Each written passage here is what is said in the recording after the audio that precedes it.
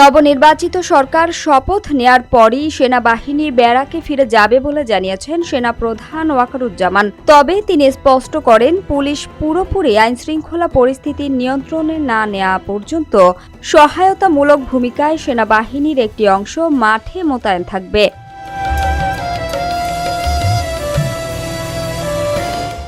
গতকাল বেলা ১১টায় আয়োজিত সিএএস দরবার সেনাবাহিনীর সব পদমর্যাদার সদস্যদের উদ্দেশ্যে দেয়া বক্তব্যে তিনি এসব কথা বলেন। ১৫ মিনিটের এ অনুষ্ঠানে দেশে কর্মরত সদস্যদের পাশাপাশি জাতিসংঘ শান্তিরক্ষা মিশনে নিয়োজিত সদস্যরাও ভার্চুয়ালি যুক্ত ছিলেন। নির্বাচনী দায়িত্ব পালনের সময় সেনা সদস্যদের পেশাদারিত্ব, শৃঙ্খলা ও দায়িত্বশীলতার প্রশংসা করেন সেনাপ্রধান। তিনি বলেন, কঠিন ও সংবেদনশীল সময়ে সেনাবাহিনী যে দক্ষতার সঙ্গে দায়িত্ব পালন করেছে তা দেশের মানুষের আস্থা আরও দৃঢ় করেছে।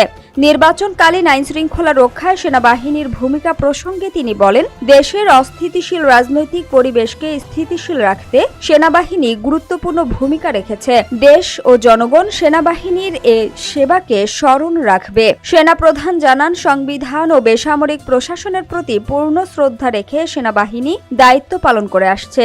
বক্তব্যের এক পর্যায়ে তিনি পবিত্র কোরআনের একটি আয়াত উদ্ধৃত করে বলেন, নিশ্চয়ই আল্লাহ ধৈর্যশীলদের পুরস্কৃত করেন। তিনি সেনা সদস্যদের ধৈর্য, সংযম ও পেশাদারিত্ব বজায় রাখার আহ্বান জানান।